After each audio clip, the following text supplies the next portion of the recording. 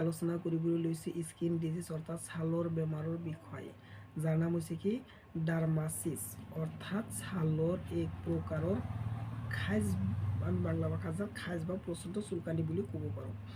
এই যে skin disease এইটো এটা কি হ'ল সাধাৰণতে ছালৰ লেজন অন দ্য স্কিন, এইটো লাহে লাহে কি কৰে ছালৰ মাজত বিয়পি যোৱা বা সিঁচৰিত হৈ যোৱা দেখিবলৈ পোৱা যায়। It effect the whole body, এইটো লাহে লাহে কি কৰে আপোনাৰ গোটেই শৰীৰৰ মাজত কি কৰে আক্ৰমণ কৰি দিয়ে। And spread to the whole body, নাইবা আপোনাৰ শৰীৰৰ মাজত লাহে লাহে লাহে কি কৰে এই ছালৰ ৰোগটো বিয়পি যোৱা দেখিবলৈ পোৱা। এণ্ড দ্য আদাৰ অৰ্গেন, নাইবা অন্য যিকোনো অৰ্গেনৰ মাজতো আপোনাক ক্ষতি কৰিব পাৰে। ইয়াৰ কাৰণ হ'ল যেনে স্কিন কণ্ডিশ্যন, ছালৰ কাৰণেও সাধাৰণতে হোৱা দেখিবলৈ পোৱা যায়। আল্টিমেটলি নাইবা অট'মেটিকলি এই ৰোগটো হোৱা দেখিবলৈ পোৱা যায়। বেক্টেৰিয়া, ফাংগাছ, ভাইৰাছ এইবোৰৰ দ্বাৰা আক্ৰমণ হোৱাৰ কাৰণেও সাধাৰণতে শৰীৰৰ ছালৰ ৰোগ হোৱা দেখা যায়। জেনেটিক ডিজিজ নাইবা বংশগতভাৱেও সাধাৰণতে কিছুমান মানুহৰ মাজত এই চৰ্ম ৰোগ বা ছালৰ ৰোগটো হোৱা দেখিবলৈ পোৱা যায়। ইয়াৰ চিম্পটম বা লক্ষণ থাকে যেনে ইটিচিং এণ্ড হাৰ্ডলি চুইং, এইটো কি কৰিব খজুৱাই থাকিব আৰু লাহে লাহে তাৰ পৰা কি কৰিব পানীৰ নিচিনা ৰস ওলাই থাকিব। ৰেডনেছ এণ্ড চুইলিং, প্ৰথম অৱস্থাত এইটো ৰঙা হ'ব আৰু লাহে লাহে ফুলি উঠিব।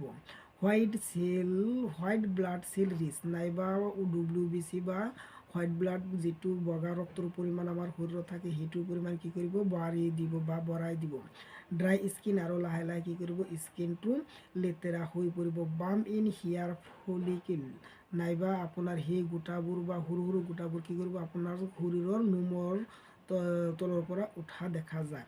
থিকনেছ স্কিন, আৰু লাহে লাহে চামৰাটো বা ছালটো পাতল কৰি পেলায়।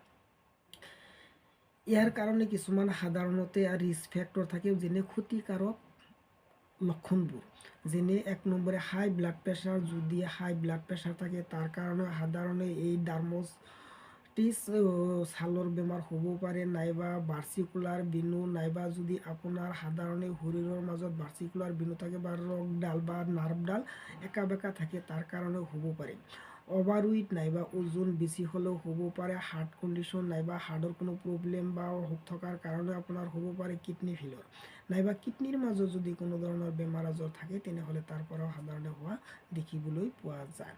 ইয়াৰ কাৰণে আমি কিছুমান মেডিচিন ব্যৱহাৰ কৰিব পাৰোঁ, যেনে এণ্টিবায়'টিক জাতীয় মেডিচিন ব্যৱহাৰ কৰিব পাৰোঁ, যেনে মেট্ৰাইনাইজোল বা এণ্টি ফাংগাল জাতীয় মেডিচিন নাইবা এণ্টি বেক্টেৰিয়া জাতীয় মেডিচিন। কিন্তু মেডিচিনখিনি ব্যৱহাৰ নকৰাকৈ কি কৰক আপুনি এটা ছালৰ ডক্তৰক দেখুৱাওক। ছালৰ ডক্তৰে যি পৰামৰ্শ দিয়ে সেই পৰামৰ্শ মতে আপুনি কি কৰক মেডিচিনখিনি ব্যৱহাৰ কৰক।